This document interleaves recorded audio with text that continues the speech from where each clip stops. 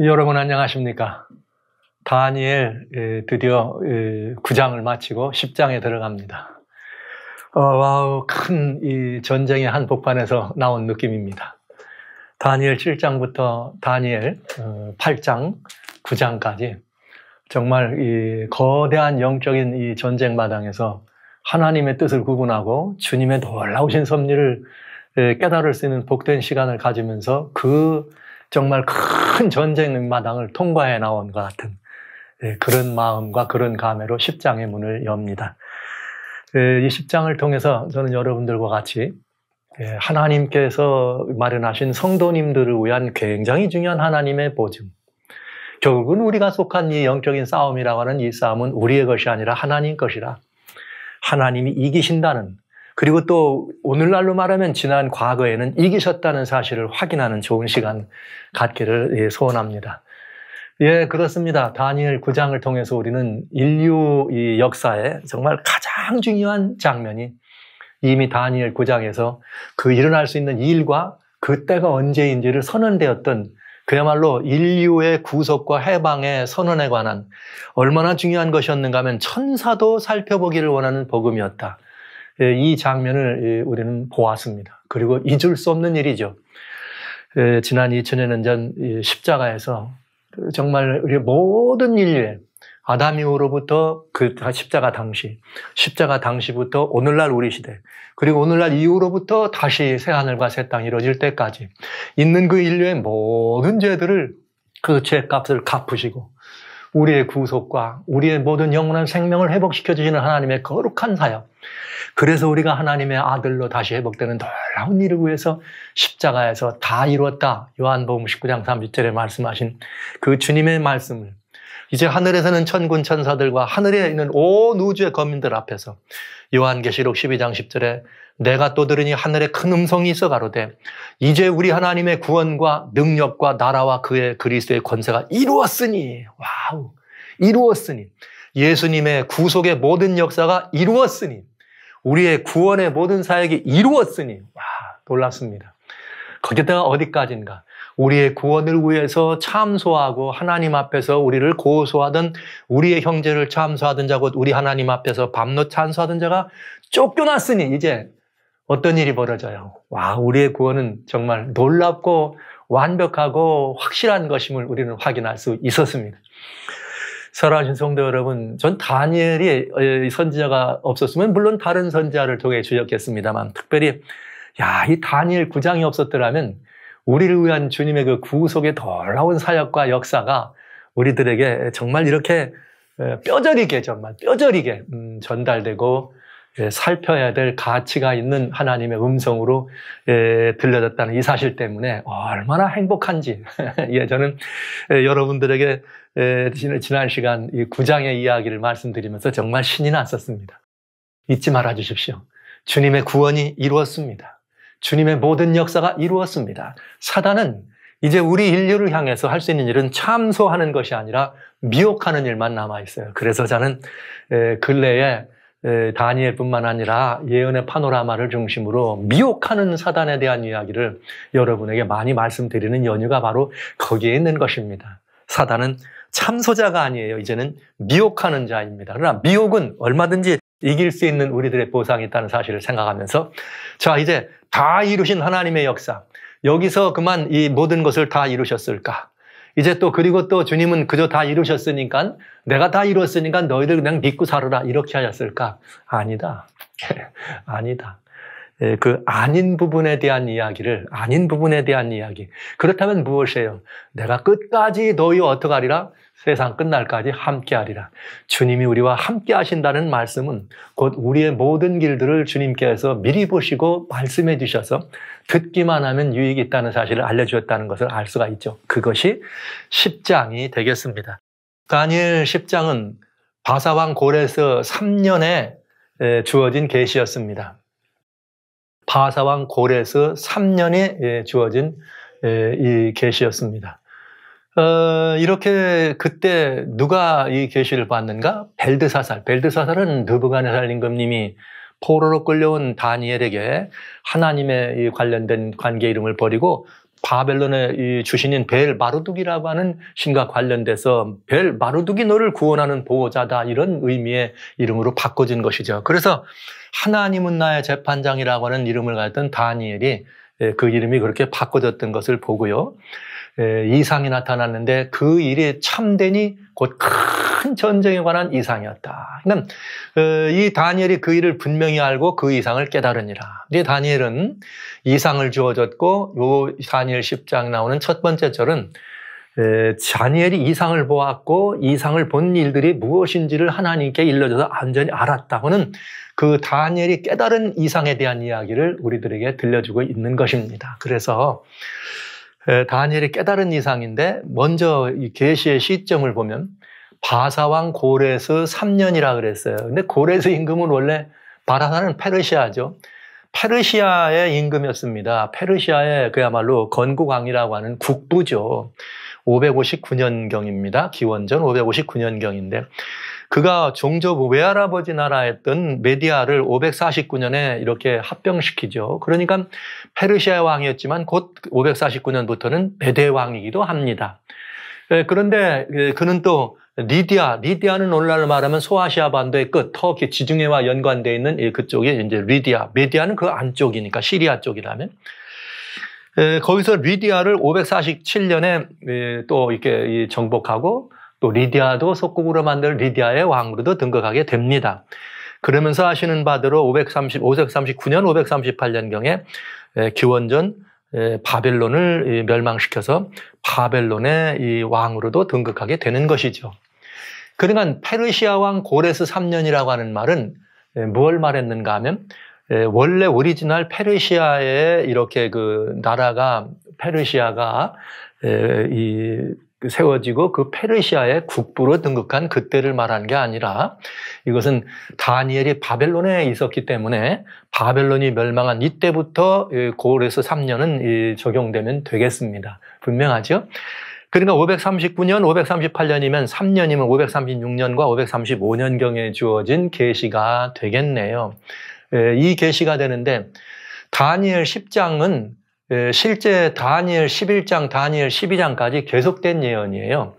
1절에 말씀하신 것처럼 내가 큰 전쟁에 관한 거를 다 깨달았다. 이 말은 큰 전쟁에 관한 계시를 보았는데 그 계시를 하나님이 깨닫게 해주셨다.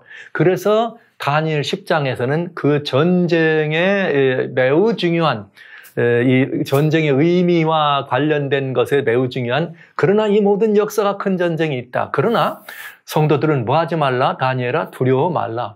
이 싸움은 누구에 속한 거다? 하나님께 속한 것이다.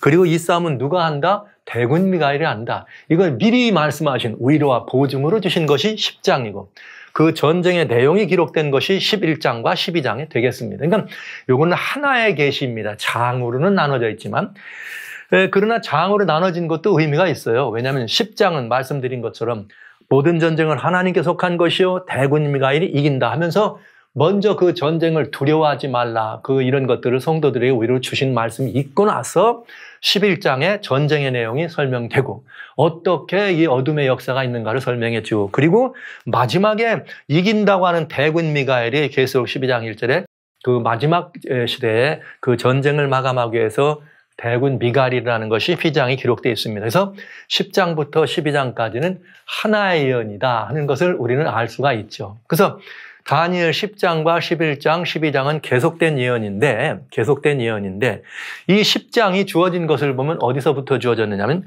페르시아 왕 고레스 3년이라 그랬어요. 그러면 우리는 금방 이 싸움, 이 전쟁의 내용에 대해서 자세히 알 수가 있다. 뭐를 보면 알 수 있는가? 다니엘서 2장에 보면은 금신상을 통해서 역사의 대략을 설명해 주셨습니다.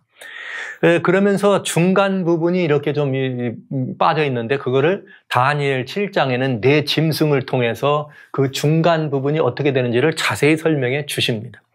그런가 하면 다니엘 8장은 페르시아 시대로부터 시작해서 중세 전성기까지를 설명해 주고 있는 것이죠. 2300주야까지.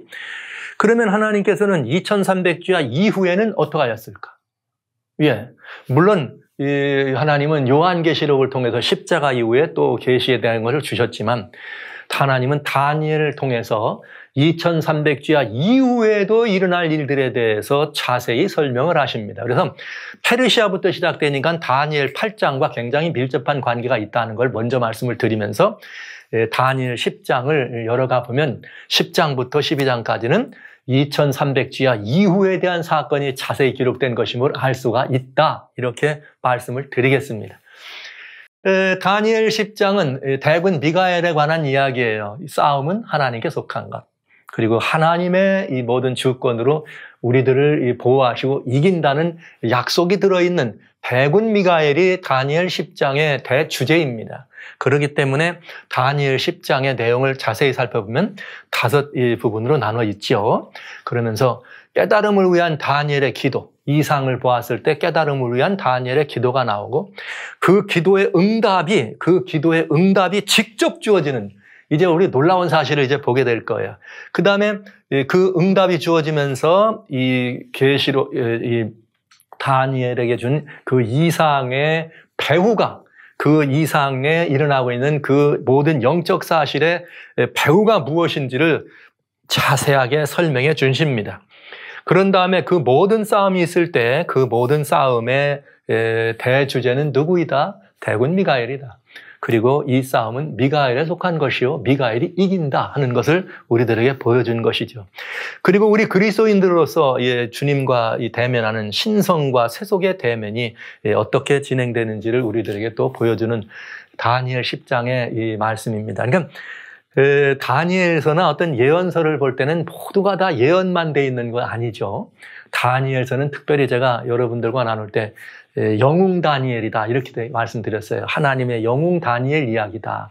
그러니까 다니엘서는 인류의 미래에 대한 예언만 있는 것이 예언이 중심이 아니라 다니엘서의 핵심 키워드는 대군 미가엘이고 대군 미가엘이 누구를 통해서 이기는가? 다니엘을 통해서 이긴다. 즉 하나님의 백성들을 통해서 이긴다는 걸 보여주는 것이에요. 그러면 다니엘서는 우리들에게 굉장히 중요한 성도님 한 분 한 분에게도 개인적인 호소가 담겨 있다는 것을 여러분들이 꼭 아시게 되겠습니다. 저는 요한계시록을 여러분에게 말씀드릴 때 이런 말씀을 드렸어요. 양방향 계시다. 즉 어떤 일이 이 땅에 일어날 때는 그 일의 원인이 어디에 있느냐? 하늘에서 그런 일이 일어나는 그 원인을 보여준다. 또 하늘에서 어떤 일이 일어나는 걸 계시를 보여준 다음에는 이 땅에서 반드시 그 결과가 무엇일 거다. 이렇게 보여주는 양방향 계시라는 것을 자주 제가 말씀드렸죠. 특별히 요한계시록 말씀드릴 때 12장에. 다니엘 10장부터 12장까지는 바로 그 양방향 계시가 어떻게 우리들에게 영향을 끼치고 어떻게 그 일이 세속적으로 세속사에 영향을 끼쳤는지를 보여준다 하는 이야기입니다. 그리고 여러분 아시는 것처럼 이 다니엘서를 우리가 풀어가면서 몇 번 말씀을 드렸습니다마는 예언을 해석해 나가는 예언 해석의 키워드 중에 특별히 해석법 가운데 역사주의 방법이 있고 과거주의가 있고 미래주의가 있었다. 타연한 일로 말하면 역사주의가 먼저였고 그 다음에 미래주의 종교개혁을 반대하기 위해서 미래주의가 먼저 나오고 그 다음에 과거주의가.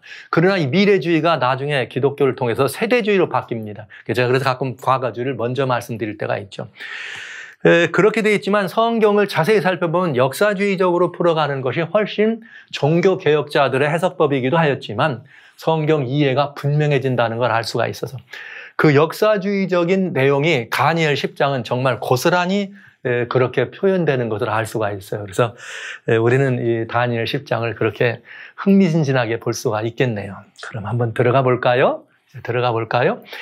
다니엘 9장 70일에 나타났던 주님의 메시아의 놀라운 구속사역을 여러분 잊지 마시면서 이 10장을 읽어가는 것입니다. 다니엘 10장 1절로 2절에 고을에서 3년에 나타났다. 그런데 다니엘이 그 나타난 일을 분명히 알았고 그 이상을 깨달았다. 그동안은 다니엘 8장 때도 막 이상 때문에 번민해요. 7장 때도 이상 때문에 번민하고. 그러나 다니엘 10장 때는 내용이 달라져. 왜? 이상을 깨달았는데 분명히 알고 이상을 깨닫더라. 그냥 계시를 보자마자 깨달았다 이렇게 되어 있어요. 그러니까 이게 굉장한 사건이고 내용이고 이 예언의 이 진도와 다니엘과 하나님과의 관계에 뭔가 상당히 차이가 있는 것을 이해할 수가 있습니다. 이제 한번 자세히 보시죠. 그런데 그 이상을 깨달은 이유는 뭐냐? 그때에 나 다니엘이 세일이 동안을 슬퍼했다 이렇게 말했어요. 그러니까 이 말은 이상을 본 다음에 세일의 동안을 그 이상을 보면서 그 이상의 내용 때문에 많이 고뇌하고 슬퍼하고 있을 때, 그러면서 그 깨달음 때문에 슬퍼할 때 하나님이 이제 이 기도에 응답을 해주시는데 어떻게 그는 기도를 했는가? 세일에가 차기까지 좋은 떡을 먹지 않고 고기와 포도주를 입에 넣지 않고 또 기름을 바르지 아니하니라. 정월 24일에 내가 힛대기를 큰 가에 있었는데 그때 이제 다음에 뭐가 나오겠어요? 그 기도의 응답이 나오겠죠. 그러니까 다니엘이 37, 세일에니까 일에는 7일이라 그랬어요. 그러니까 37, 20일, 21일을 좋은 떡을 먹지 않고 고기와 포도주를 넣지 않고 기름을 받지 않고 자신을 괴롭게 했다 이 말이죠. 금식했다 이 말입니다. 오늘날은 사람들이 이 교회에서 저도 그런 경험이 많이 있습니다만은 금식하며 기도한다고 할 때 금식은 아무것도 먹지 않는 금식, 이런 금식을 이렇게 얘기하는 성경의 금식은 전혀 그렇게 표현되어 있지 않아요. 성경의 금식은 먹을 걸 입에 대지 않은 것이 아니라 좋은 걸 먹지 않고 고기와 포도주를 넣지 아니하고 기름도 안 마르고 하나님 앞에 겸손히 자기를 낮추는 것을 의미합니다. 그래서 참된 금식에는 이사야 58장에도 참된 금식에 대한 이야기가 나오지만 성도 여러분, 우리가 주님을 잘 믿어보려고 하는 어떤 몸씀과 우리들의 어떤 그 마음씀이 때로는 그것이 성서적 원리가 아님에도 불구하고 그것이 기준인 것처럼 등장할 때가 많아요. 왜냐하면 막 금식기도원에 갑니다. 금식한다 하면서 그냥 난 물만 먹고 열흘을 했네. 어떤 이는 40일을 했네. 예수님처럼. 그러면서 그냥 굉장한 이렇게 그렇게 이 금식하는 이 원리는 오직 예수 그리스도가 광야에 계실 때 하셨던 금식 외에는 정말 이 다니엘의 금식은 그런 금식이 아니었습니다. 겸손하게 정말 세속적 그런 나를 즐겁게 하는 일을 하지 않는 그런 이 금식을 하면서 21일 동안 있었을 때에 무슨 일이 벌어졌느냐? 깨달음을 위한 기도죠. 그 깨달음을 위한 기도의 응답으로 누구를 만나는가? 힛대겔 강변에서 내가 눈을 들어 바라본 즉 한 사람이 세마포 옷을 입었고 허리에는 우바스 정금띠를 띠고 몸은 황옥 같고 얼굴은 번개 같고 눈은 횃불 같고 팔과 발은 빛난 놋과 같고 말소리는 무리의 소리와 같더라. 이 모습을 본 거예요. 그런데 여기 다니엘은 바라본 즉 한 사람이, 성경에 이렇게 표현되어 있죠. 인자라고 하는 표현이 있습니다. 인자. 다니엘은 지금 37일, 세일의 동안을 그런 금식을 하면서 하나님 이게 도대체 정말 슬퍼하며 하나님께 그 깨달음을 달라 그랬을 때 누가 나타나느냐? 우리 주 예수 그리스도 주님이 직접 그에게 등장하는 것을 볼 수 있어요. 놀라운 변화입니다. 그런데 여기 나타난 주님의 모습은 어떤 모습이냐? 주님의 모습은 여기 앞에 있는 여러 가지 모습 가운데 팔과 발은 빛난 놋과 같고 말소리는 무리의 소리와 같도다 하면서 군대의 주제의 모습으로 나오신 것을 알 수가 있어요. 다니엘 8장에 보면은 이 군대의 주제란 말이 11절에 등장하죠. 군대의 주제라고 하는 말은 다니엘 8장 여러분에게 무슨 말씀을 드렸는데 왜 이러냐? 다니엘이 본 계시가 뭐에 관한 계시예요? 전쟁에 관한 계시잖아요. 전쟁에 관한 계시를 봤는데 그럼 누가 등장해야 돼? 이 모든 전쟁을 주관하시고 모든 전쟁을 주권하시는 그분이 누구냐? 그 모든 역사의 주권자가 누구냐? 이 모든 것들을 주관하시는 분으로 나타나신 거죠. 그런 기도의 응답으로. 그러니까 군대의 주제로 나오셨다. 제가 이제 이런 바로 여러분에게 말씀을 드리면서 이제 마지막 때 이어서 이제 끝에 나오는 이 주제를 한번 설명드리도록 합니다. 자, 이분이 누구냐? 제가 이 군대의 주제고 예수님이다 이러면 어떻게 그러냐? 성경은 짝이 있다 그랬어요. 다니엘은 어디서 이 말을 들었느냐? 힛대겔 강변에서 봤다 그랬습니다. 그런데 여러분, 요한은 반모섬에서 계시록 1장 13절로 16절에 뭐라고 되어 있는가? 촛대 사이에 인자 같은 이가, 다니엘은 뭐라고 그랬어요? 사람 같은.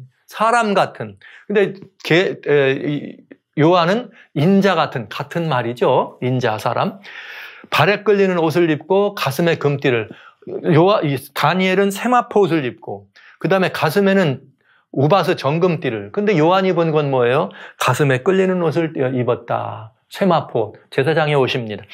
가슴에 금띠란 말은 왕의 옷이죠. 왕이 금띠를 띠고. 그 다음에 머리와 털의 기가 양털 같고 눈 같고 그의 눈은 불꽃 같고 여기 다니엘은 뭐라 그래요? 횃불 같고 발은 풀무에 달려난 빛난 주석 같고 다니엘은 뭐라 그래요? 팔과 다리는 빛난 주석과 같다.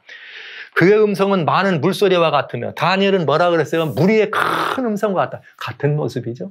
그러니까 계시를 보았는데 요한이 본 계시나 다니엘이 본 계시나 거의 똑같은 계시인 것을 알 수 있습니다. 우리는 이분이 누구인 걸 알고 있어요? 예수 그리스도인 것을 알고 있습니다. 자, 그런데 요한만 이 계시를 봤느냐? 아니에요. 이번엔 또 그발 강가, 히데겔 강가에서 반모 섬에서 그발 강가에서 이게 다 어디예요? 포로로 끌려갔고 반모는 어디예요? 귀양살이 갔고 에스겔은 어디입니까? 그발강 포로로 끌려간. 그러니까 포로되어 있고 압제되어 있는 하나님 백성들에게 포로될 갔거나 압제받거나 아니면 귀양 갔거나 고난과 압제받는 선악의 큰 싸움에서 고통 속에 던져져 있는 하나님 백성들을 뭐 하려고 위로하시기 위해서 무슨 모습으로 이 모든 것들을 주관하시고 말이야 빛나는 이 주석과 같은 발로 해서 그냥 심판하시는 그런 모습으로 모든 것들을 이렇게 주관하시는 모습으로 등장하신 예수님을 볼 수 있는 거예요. 에스겔은 그 1장에 뭐라 했는가? 머리 위에 있는 궁창 위에 보좌, 이번엔 보좌예요. 그런데 보좌에 누가 앉아 계시냐? 한 형상인데 사람의 모양 같더라. 인자의 모습이잖아요. 그러니까 예수님이에요. 사람의 모양 같다는 말은 우리와 같은 인자 대신 예수님. 그런데 그 이상의 허리 이상의 모양은 단사 같고 주석과 같다. 다니엘은 팔은 뭐 같더라? 주석과 같다. 그러면서 그 속과 주위가 불 같고 허리의 이 아이의 모양도 불 같더라. 다니엘과 요한은 불 붙는 주석이다. 에스겔은 허리 이하도 불 같더라. 이렇게 묘사가 돼 있네요. 그러니까 같은 모습인 것을 알 수가 있어요. 그러나 특별히 에스겔이 본 것은 여호와의 영광의 형상을 본 것입니다. 영광의 형상을. 다니엘과 요한이 본 부분은 이 모든 그런 상황 속에서 그야말로 이 주석 같은 말로 이 큰 음성으로 나타나면서 모든 것들을 통치하고 주권하는 군대의 주제를 본 것임을 알 수가 있지요. 자, 이것이 계시해 본 이야기입니다. 그런데 저는 이 다니엘이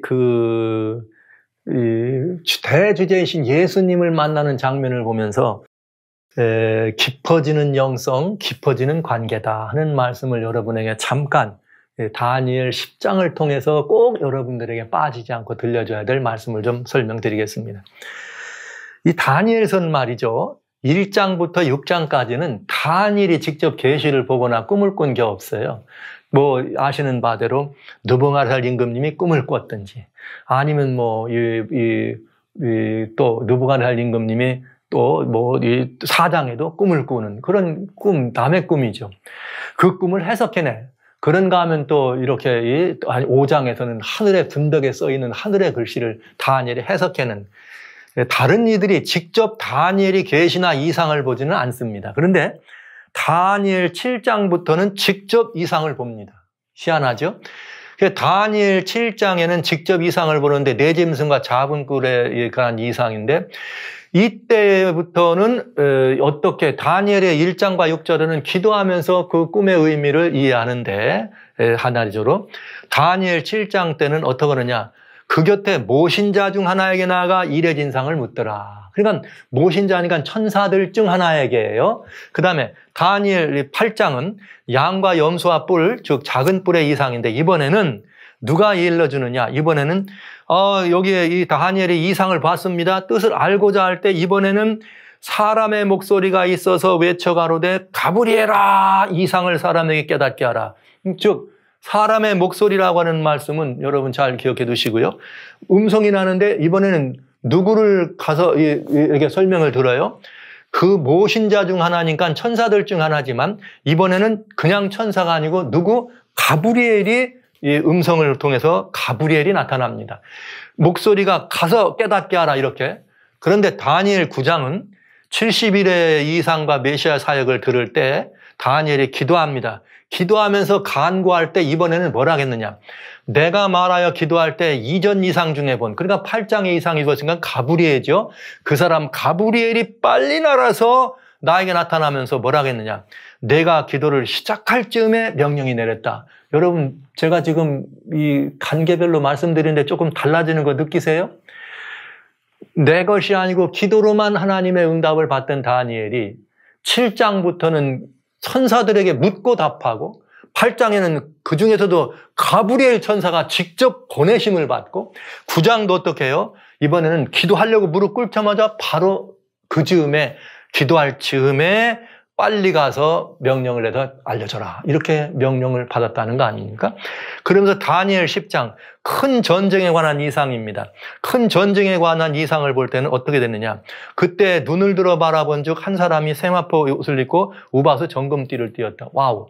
이번에는 기도했는데 누가 나타나요? 예수님이 직접 등장하시네. 군대의 주제가. 와우. 이게 정말 큰 차이가 있는 것을 알 수가 있어요. 다른 이들의 꿈과 이상을 해석하는 다니엘, 뭘 했어요? 다니엘 1장에 나는 다니엘은 뜻을 정하여 하나님 외에는 경배하지 않습니다. 그렇게 살아간 다니엘은 늘 다른 이들의 꿈과 이상을 해석할 수 있었습니다. 그런데 다니엘이 어떤 사람이냐? 기도하는 사람이죠. 이번에는 직접 이상을 보고 천사를 대면합니다. 직접 이사를 보고 천사를 대면하고 그 다음에 또 다니엘 8장에도 직접 이상을 봤더니 이번에는 그냥 천사가 아니에요. 가브리엘을 대면합니다. 9장에서는 기도를 시작하자마자 가브리엘이 방문 옵니다. 와우. 10장에서는 이상을 보고 기도했더니 이번엔 누가 직접 나타나요? 예수님을 대면합니다. 사랑하시는 성도 여러분, 형제자매 여러분, 이것이 다니엘의 모습입니다. 저는 이 모습을 다른 많은 말로 설명드리지 않고 그저 다니엘이 하나님과의 관계는, 제가 영성이라고 하는 표현을 썼는데 하나님과의 관계는 그 다니엘의 심령에, 다니엘의 심성에 하나님을 대하는 그의 태도에 변화가 일어나는 걸 볼 수 있어요. 또 그 변화에 따라서 하나님이 어떻게 다니엘을 대접해 주시는지를 알 수가 있어요. 하나님께 뜻을 정한 사람 다니엘, 기도하는 사람 다니엘. 그런가 하면 이제 정말 그 다니엘과 하나님의 관계가 얼마나 깊어졌는가. 이번에는 그냥 다니엘 기도한다. 하나님이 가브리엘을 직접 보내. 그러다가 이번에 어떻게 해요? 다니엘 기도하니까 그냥 예수님이 내가 직접. 여러분, 이 얼마나 놀라운 이야기입니까? 저는 여러분들에게 이 말씀을 드리면서 다니엘서의 이야기를 할 때 제가 종종 다니엘이라고 하는 한 선지자만 이런 관계 하나님과 하는 것이 아니다. 이것은 꼭 우리들과의 관계도 있어야 된다. 이렇게 여러분에게 말씀을 드렸습니다. 여러분 아시는 것처럼 기도 시작하자마자 가브리엘이 직접 방문했을 때는 천사를 그냥 하나님이 빨리 보냈다 그랬어요. 널 기도를 시작할 때 보냈다. 그런데 그건 언제냐? 바로 그 이전에 다니엘 6장에 보면은 왕의 어인 찍힌 것을 알고도 하루 3번씩 다니엘이 기도합니다. 그런 기도하는 다니엘이 사자굴에서 나왔어요. 나와서 한 게 바로 다니엘 9장 이야기예요. 그러니까 이제 우리는 이 다니엘과 하나님의 관계가 얼마나 점점 더 깊어지고 있는지를 알 수 있다 이거죠. 여러분, 우리들은 어느 정도입니까? 하나님밖에는 우리는 아무도 없습니다. 하나님 외에는 경배하는 분이 없습니다. 뜻을 정한 다니엘과 같은가? 그래서 혹시 우리는 그저 이렇게 뭔가 이렇게 누가 무슨 이야기를 하면 그 이야기를 영적으로 풀어주고 해석해 줄 수 있는 그런 지혜가 있습니까? 그렇지 않으면 어때요, 여러분? 여러분은 우리가 이 다니엘과 같이 기도하는 다니엘, 더 기도가 깊어지는 다니엘. 그래서 결국은 하나님께서 천사를 안 보내고 어떻게 해요? 내가 직접 갔고 막 이러면서 예수님이 직접 나타나는 이런 관계. 좀 재밌는 표현을 먼저 한다면 여러분은 이 단계에서 어떤 단계에 자신이 있다고 생각하십니까? 저는 오늘 사실 이 말씀을 여러분에게 드리면서 주님과 여러분 앞에 정말 또 한번 회개하는 마음이 있습니다. 이것은 무슨 말씀인가? 늘 여러분 말씀드린 것처럼 우리도 다니엘처럼 될 수 있고 우리도 다니엘처럼 살 수 있다. 이렇게 늘 말씀을 드렸고 그렇게 살아오려고 애를 썼습니다. 그런데 제가 어디에서 늘 이 마음의 근래 어디에서 이 주님 앞에 이 말씀을 여러분과 나누면서 또 주님 앞에 간절한 회개의 마음이 있는가 하면 왕의 어인이 찍힌 것을 알고도 기도하던 다니엘, 민족들을 위하여 중보하고 회개하는 기도하는 다니엘. 거기까지는 여러분과 제가 아마 실천을 하든 안 하든, 실천을 하든 안 하든, 우리는 하나님만 경배합니다는 마음으로 실천을 하든 안 하든, 실천하든 안 하든 마음 먹을 수 있고 애를 쓸 수 있었습니다. 그런데 우리는 아직 이 이상을 보고 슬퍼할 때 예수님이 직접 대면할 만큼 주님과의 관계는 가까운가. 이런 일을 생각하면서 주님께 많이 부족한 모습이 있다는 사실을 알면서 하나님께 깊은 회개의 마음으로 정말 이 메일을 보내봅니다. 저는 솔직히 이런 생각을 했었습니다. 여기 다니엘 7장에 보면은 다니엘이 이 계시를 받았을 때 어떤 일들이 이렇게 이 다니엘 계시 속에 있느냐면 다니엘 7장 15절에 이런 표현이 있어요. 나 다니엘이 중심에 근심하며 내 뇌 속의 이상이 나로 번민케 한지라 이렇게 되어 있습니다. 그래서 저는 이 말씀을 깊이 생각하면서 그렇구나. 늘 다니엘은 이상을 보지만 오늘 저는 그런 이상을 제가 지금 매일 보는 건 아니니까요. 또 제게도 주님께서는 이 귀한 그런 시간들을 가져다 주신 적이 있지만 제가 이렇게 여러분과 대면했을 때 다니엘은 중심에 번민하는데 뭐 때문에 번민하나? 뇌 속의 이상 때문에. 저는 이 말씀을 읽으면서 늘 나는 뇌 속의 이상이라고 할 때 나는 하나님의 말씀 때문에 늘 번민해야 되겠다 이런 생각을 했어요. 저는 말씀을 가지고 이렇게 생각하면 뇌 속의 이상, 제 생각 속에 그저 말씀만을 집어넣으면 하나님의 말씀만을 가지고 생각하고 이해하고 이렇게 그러면서 그 말씀 때문에 어떻게 해요? 마음이 번뇌하고 그건 생각으로는 말씀이 있고 내 가슴으로 내 심령으로는 그 말씀으로 인해서 번뇌도 하고 또 말씀을 이루는 일을 위해서 애도 써보고 그러면서 살아가는 그런 삶을 살아야 되겠다. 그렇게 사역을 해왔고 그렇게 또 여러분 앞에 지금도 서 있습니다. 그러다 보니까 때로는 이런 일이 있죠.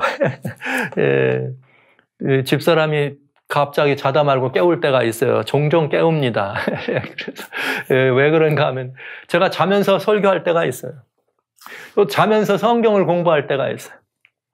꿈속에서라도 성경을 보다 보면 너무 막 그 장면이 감당해 저도 모르게 막 놀래가지고 소리를 치고 할렐루야 하나님을 부를 때가 있습니다. 정말 아내니까 봐주지 어떤 사람이 봤다면 실성한 사람이라 그러겠죠. 그렇습니다. 실성해도 좋습니다. 제 뇌 속에는 주의 말씀만 집어넣기를 원하니까요. 그죠? 말씀으로만 어떻게 이렇게도 저렇게도 하나님 말씀이 무엇인가 뜻을 궁금하는 것이 24시간 제 삶의 모든 것이 돼서 아내는 가끔은 아내가 같이 운전하면서 여행을 가더라도 많은 재밌는 얘기도 좀 하고 그래야 되는데 이게 떠나질 않으니까 별로 재미가 없죠. 저는 침묵하고 그거하고만 노는 거예요. 그거 말씀하고만 이렇게. 그러니까 아내가 참 힘들겠죠. 그런 남편 곁에서 지켜주는 아내에게 너무 늘 고맙지만 그런 남편을 이해해주는 그런 아내가 정말 고맙지만 또 미안하지만 제가 근래 이 다니엘서를 여러분과 같이 살피면서 그 하나님께 깊이 뉘우침이 있고 회개하는 것은 아버지 하나님, 저는 정말 이 다니엘의 그런 삶을 이렇게 보면서 제가 주님을 대면해서 주님을 구하는 주님을 대면하는 그런 정말 그런 깊어지는 관계를 얼마나 더 해야 될 것인가. 그리고 주님과 또 그 깊어지는 관계를 과연 이렇게만 해서 될 것인가. 저는 그저 마음과 생각에 이 말씀을 넣고 마음속으로 애끓이면 되는 줄 알았는데 그것만 되는 것은 아닌 걸 알았습니다. 그래서 여러분, 저나 여러분이나 똑같은 마음이 있지 않으세요? 더 깊이 주님과의 관계를 맺고 싶지 않으세요? 우리 한번 회개하는 마음으로, 더 회개하는 마음으로 한 가지 깨달음이 있습니다. 아하, 우리는 언제 이렇게 되는가? 예수님을 깨닫고 주님을 더 깊이 이해하고 주님의 십자가 다니엘의 70일에 보였던 그 놀라운 구속의 이치 앞으로 나가고 가까이 나가고 더 나가고 더 가까이 나가면 예수님을 대면할 수가 있어요. 이것을 성경은 우리에게 보여주고 있거든요. 더 예수님께로 더 가까이 나가면 처음에는 이렇게 말씀으로만 들려주다가 나중에는 천사를 보내주다가 아니 이제 하나님 옆에 있는 그냥 가브리엘을 빨리빨리 다니엘 기도 온다 빨리 가봐라 이렇게 하다가 나중에는 아니야 네가 갈 거 없어 내가 갔구만. 이런 관계. 어떻게 하면 이렇게 주님과 깊은 관계를 맺을 수 있을까요? 사랑하신 성도 여러분, 형제자매 여러분, 우리 다니엘과 하나님의 관계를 한번 질투해 보시면 안 되겠습니까? 제가 그렇게 마음으로 회개합니다. 더 깊은 관계, 주님의 십자가로 더 가까이 나가서 주님의 그 놀라운 영광을 바라보고 주님의 그 아름다우심을 바라보고 주님과 더 깊이 관계가 맺어져서 더 이상 어떻게 할 도리 없을 만큼 그 안에 빠지면 우리도 어떤 일이 벌어질까? 이제는 예수님이 직접 우리에게 등장하실 수 있지 않을까 이런 생각을 하면서 좀 더 깊은 관계를 맺기 위해서 더 많이 힘쓰고 더 많이 하나님을 찾고 깊어지는 영성, 깊어지는 하나님과의 관계라는 사실을 가지고 회개하는 심정으로 오늘 여러분 앞에 서 있고 또 이런 결심을 말씀드립니다. 사랑하시는 형제 자매 여러분, 여러분들도 저와 같은 결심으로 함께 그래 나가주지 않으시겠습니까? 그럴 때 우리는 정말 어떻게 될까?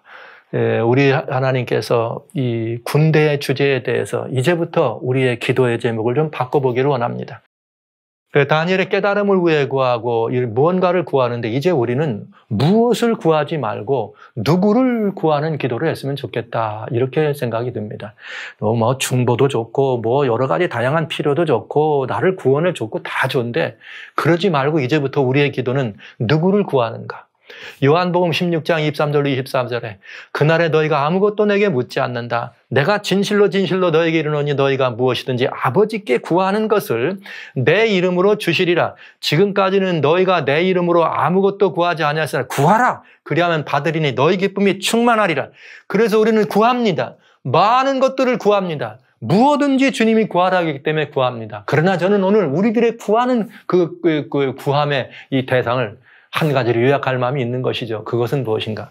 오직 예수님을 구하자는 것입니다. 여러분, 이렇게 하시면 안 되겠습니까? 천국의 주인이십니다. 우리 삶의 주인이요, 우리 영혼의 주인이며 생명의 주인이십니다. 우리가 구할 것은 예수 그리스도만 대면하면 만사 형통, 만사 오케이, 모든 것이 다 끝나지 않습니까? 주님만 대면한다면. 그래서 여러분, 지금까지 우리가 무언가를 구했다면 이제부터는 예수님만을 구했으면 좋겠다 이 말이죠. 왜 그런가? 주님이 말씀하십니다. 히브리서 4장 14절로 16절에 우리의 큰 대제사장이 계시다. 예수님이시죠. 그래서 이 대제사장이기 때문에 이 대제사장이 어떻게 하신가? 승천하신 자고 하나님의 아들 예수시라. 우리가 믿는 도리를 굳게 잡자. 그런데 그 우리의 대제사장은 우리의 연약함을 다 겪은 거예요. 우리의 한결같은 시험까지 받은 자입니다. 그렇기 때문에 우리가 그의 궁일과 그 때를 돕는 따라 은혜를 얻기 위하여 은혜의 보좌 앞으로 담대히 나아갈 것이니라 이렇게 돼 있어요. 이 보좌 앞에 나가면 누가 계세요? 하나님의 아들 예수님이 계십니다. 우리의 믿는 도리어 사도신 예수님이 거기 계신 것입니다. 대제사장. 그러면 여러분, 우리는 이제부터 그 보좌 앞에 나 주여 우리가 구하는 것은 당신입니다. 이렇게 주님만을 구하는 마음으로 주님께 나간다면 부수적인 거죠. 다른 많은 것들은 우리가 구해왔던 것, 우리가 구해야 할 것, 그 무엇은 부수적인 것이다. 정말 우리는 진짜 중요한 건 뭐냐면 예수 그리스도 자신을 구해보자. 그래서 다니엘이 기도했을 때 마지막 10장에서는 가브리엘 천사를 보내지 않고 내가 갈게. 기다려. 그러고 그냥 이 가브리엘 데리고 내려오시는 예수님의 모습을 보지 않습니까? 살아가신 성도 여러분. 이런 신앙의 한 토막 경점을 여러분과 제가 함께 지내가 보고 싶습니다. 시대가 험악합니다. 어수선합니다. 이 코로나 바이러스가 온 땅을 덮어서 이제는 백신 안 맞으면 어떻고, 백신 여건 없으면 아무것도 못하고, 지금 뉴욕에서는 이제 백신 안 맞은 사람은 식당에도 못 가고, 이제 무슨 바이든 대통령은 백신 무조건 안 맞으면 안 돼. 정부 관련된 기관에 있는 사람 수백만 백신 무조건 의무적으로 맞아야 돼. 그런가 하면 또 100명 이상 있는 사업장 있는 사람 다 맞아야 돼. 이런 난리가 나가지고, 맞느니 안 맞느니 인권이 어쩌니 이렇게 하면 세상이 뒤범벅이 돼 있을 때 사랑하신 성도 여러분, 그런 모든 것들에 마음을 쓰시기 전에 먼저 예수 그리스도를 구해보시기 바랍니다. 예수 그리스도가 우리의 구해야 될 진정한 본인임을 기억하시면서 여러분, 우리의 모든 이 기도가 그렇게 군대의 대주제이신 선악의 모든 것들을 주관하시고 이 세상의 역사를 주관하시는 주권자신 예수님을 구한다면 그 예수께서 우리의 삶에 등장하셔서 우리의 모든 것들을 주관하심을 보여주시고 우리는 그 앞에 담대한 마음으로 설 수 있다는 사실을 우리는 다니엘 10장을 통해서 확인해 볼 수가 있겠습니다. 예수님을 구하셔야 합니다. 예수님을 구하셔야 됩니다. 그분은 우리 삶의 주권자입니다. 군대의 대주제인 것입니다. 자, 이럴 때 우리는 신성과 세속을 이 대면을 한번 볼 수가 있게 되는데요. 보시죠. 자, 이 이상은 다니엘이 홀로 보고 다니엘과 함께한 사람들은 다 이 이상을 보지 못했습니다. 그리고 어떻게 했느냐? 그들이 크게 떨며 도망하여 숨었다 그랬습니다. 자, 그러면 이거 굉장히 중요한 내용이에요.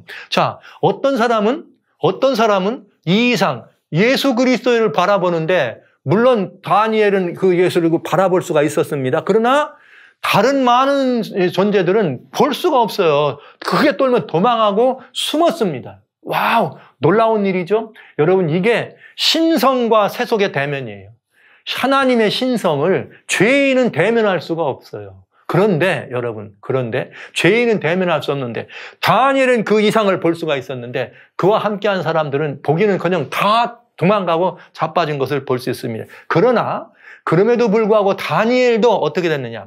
나만 홀로 있어도 이 큰 이상을 볼 때에 내 몸에 힘이 빠지고 나의 아름다운 빛이 변하고 썩은 듯하였고 나의 힘이 다 없어졌으나 내가 그 말소리를 들었는데 말소리를 들을 때 내가 얼굴을 땅에 대고 깊이 잠들었느니라. 성도 여러분, 세속이, 죄인이 하나님을 향하여 나아갈 수 있는가? No, 나갈 수 없습니다. 그런데 여기 이렇게 하나님과 가까이 교제하고 하나님과 가까이 관계했던 다니엘이 하나님께 예수님 앞에 나타났습니다. 하나님 앞에. 그때 이것이 바로 영성의 깊이입니다. 하룻강아지 범 무서운 줄 모른다는 말이 있잖아요.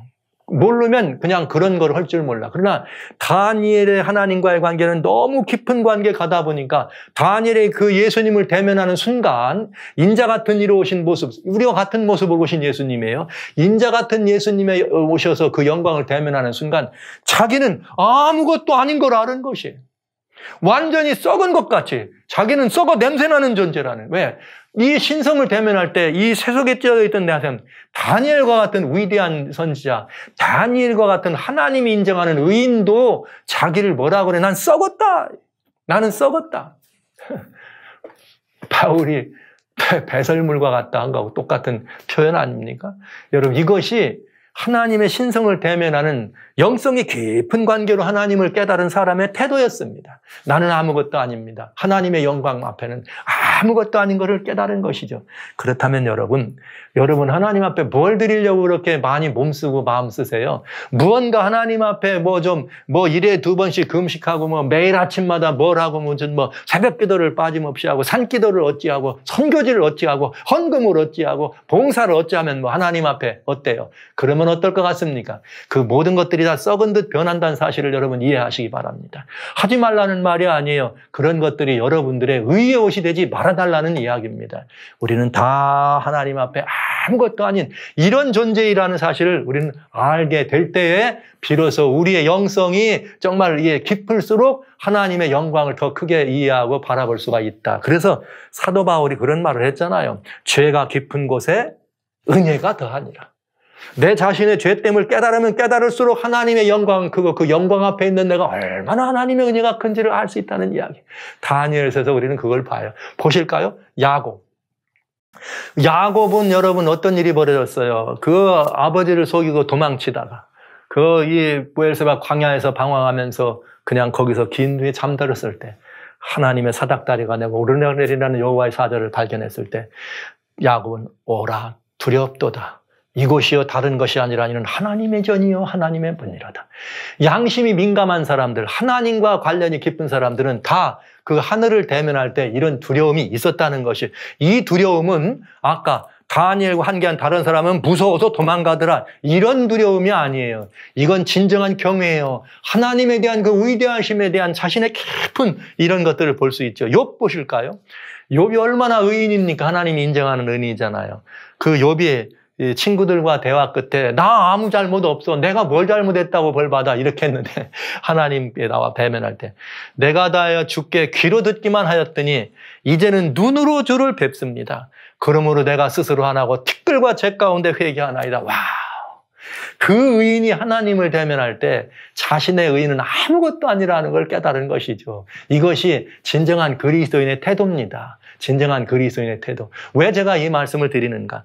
우리가 가끔 이렇게 이 교회 현장이나 이렇게 성도들의 교제 현장을 지나다 보면 막 이상 봤다고 계시 봤다고 하나님을 만났다고 이런 분들 많아요.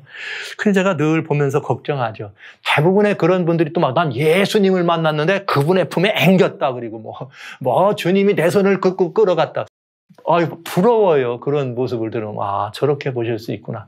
물론 다 그런 것들은 평생 한두 번만 겪어도 왜 여기 정말 이 솔로몬이나 다윗 같은 분들도 내가 평생에 그런 한두 번 배웠다 이렇게 말씀할 정도로 드문 이야기죠. 그런 일을 오늘날 성도들이 막 많이 하는 얘기를 하잖아요. 그런데 대부분의 서점에가 나와 있는 책들을 보거나 내가 누구를 만났다, 내가 뭘 봤다 이런 걸 할 때 저는 이런 장면이 없는 걸 보면서 그걸 어떻게 생각해야 되나 이런 생각 한다는 거죠. 다 그런 신나는 장면 그래서 뭐 했다 끌려가지고 어디를 다녔다 어디를 구경했다 이렇게는 하는데 이런 말이 있어요. 거기 그 책들을 봐도 모세 내가 하나님 여기 떨기나무 아래 본 여기서 여기 하나님이 계신 그 내 신을 벗으라 할 때 모세가 두려워하여 얼굴을 가리우면서 내가 어떻게 하나님을 대면하나. 이런 그 양심이 이렇게 말하자면 계명되고 하나님한테 열려있는 그러면서 하나님의 그 신성을 이해하고 영적인 깊은 관계에 하나님과 있는 사람들은 대부분 모두가 다 이사야가 말이죠. 얼마나 위대한 선지자입니까? 메시아에 대하여 얼마나 많은 예언을 한 분이에요. 그분이 어떻게 이 성전에서 성전에 있는 하나님의 모습을 본다면 화로다 나여 망하게 되었도다. 나는 부정한 사람의 입술이 부정한 죄에 거하면서 하나님을 뵀으니 나는 어떻게 됐다? 망했다. 여러분 우리는 아무것도 아닌 존재를 인정하는 이런 모습을 보는 것입니다. 이것이 신성을 대면하는 사람들의 이야기였습니다. 신약 성경은 안 그런가요? 마찬가지입니다. 사도 요한 보시죠. 내가 볼 때 그 발 앞에 엎드려 죽은 자같이 되면 사도 요한은 다니엘하고 거의 모든 것이 비슷해요. 물론 계시록의 내용이 다니엘서하고도 참 그래서 이게 연관되는 게 많습니다만 내가 볼 때 그 발 앞에 엎드려 요한이 어떻게 죽은 것 같이 되더라. 이야. 저는 이런 장면을 보면서 시중에 나와 있는 책이나 여러 많은 것들을 보면서 신성을 대면하는 사람들의 이야기의 기록들을 봅니다. 그때 그들의 태도는 모두가 다 이런 태도는 없더라 이 말이에요. 그러면 그것은 매우 중요한 우리들의 뭔가 이렇게 분별할 수 있는 이야기가 된다. 사도 바울, 관을 비쳤을 때 다른 사람들은 다 젖을 때 사도 바울 땅에 엎드려져 그 빛이 비칠 때 그만 엎드려져 눈이 멀어버리는 이렇게 막 3일 동안 금식하고 완전히 식음을 전폐했다는 말은 뭐예요? 죽었다 이 뜻 아닙니까? 거의. 이런 모습들을 우리는 우리의 믿음의 도덕들을 통해서 보는 것입니다. 여러분 신성과 세속은 그 대면의 차이가 이렇게 있는 것입니다. 하나님을 모르는 자들은 아예 말할 것도 없고 하나님과 깊은 관계 있는 사람들조차도 예수 그리스도를 직접 대면할 때 이런 어마어마한 그런 영광 앞에서 나는 아무것도 아니고 나로다 화로다 나는 아무것도 아닌 것을 깨닫고 이해하는 장면을 우리는 본 것이죠. 그래서 굉장히 중요해요. 그런데 죄를 품은 존재들은 어떤 일이 벌어지는가? 요한계시록 6장에 보면 이런 말이 있어요. 예수님 오실 때 하늘은 종이축이 말리는 것처럼 떠나갑니다. 그 다음에 산과 섬이 제자리에서 옮깁니다. 그때에 이 땅에서 내노라 하던 임금들, 내노라 하는 왕족들, 힘세다는 장군들, 부자들, 강한 자들이 다 바위 틈에 숨어서 산과 바위에 이르되 우리 위에 떨어져 보좌에 앉으시니 낫에서와 어린 양의 진노에서 우리를 가리우라. 하나님의 신성을 대면할 수 없어요. 죄를 품은 사람은 대면할 수 없어요. 구약과 신약은 좀 다르지만 역시 마찬가지입니다. 구약도 오실 메시아에 대한 믿음으로 하나님께 나간 것이고 신약은 이제 우리의 모든 죄를 사하시고 우리의 모든 죄값을 갚으신 주님의 은혜를 믿기 때문에 하나님께 나갈 수 있어요. 나가는데 이렇게 어린 양의 진노에서 우리는 예수님을 대면할 수가 없는 거죠.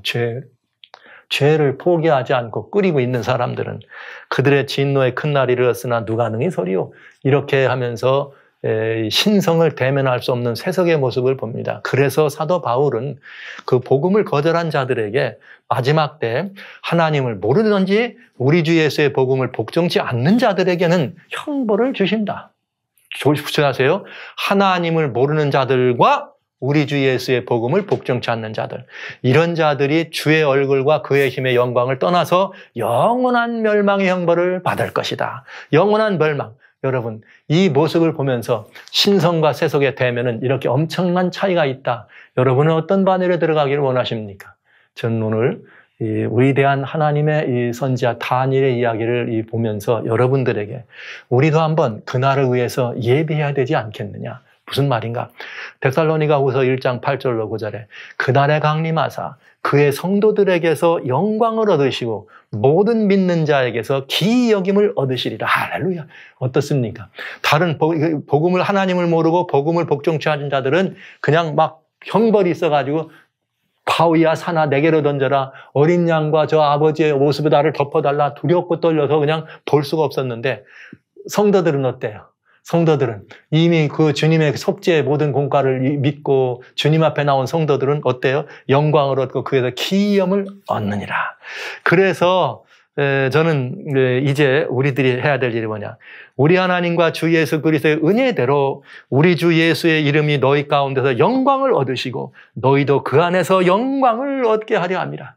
저는 이 말씀 여러분과 같이 제가 이렇게 이 신성의 이 오묘함 앞에 들어갈 때 더 깊은 영적인 하나님과의 관계를 맺어서 하나님과 대면해서 이렇게 살다가 예수님 오실 때도 주님 앞에 다니엘처럼 어휴 내가 이렇게는 하지만 그 경외심 때문에 그렇게 하지만 죽을까 봐 두려워서 도망가는 것이 아니라 경외심 때문에 나는 아무것도 아니다 이렇게 하면서 하나님께 큰 영광을 돌릴 수 있는 이 영광을 또 우리로 말미암아 주님께서 영광 받으시는 그 장면을 위해서 끝까지 복음의 사람으로 예수님을 믿고 하나님을 아는 복음의 사람으로 서 계시지 않으시겠습니까? 그래서 우리는 이렇게 엄청난 역사의 이런 주인공으로 다니엘이 대면한 예수님을 우리는 실제로 대면할 수 있는 그런 시간이 얼마 남지 않았어요. 그 자리에 여러분 모두가 함께 다 서시기를 간절히 소원합니다.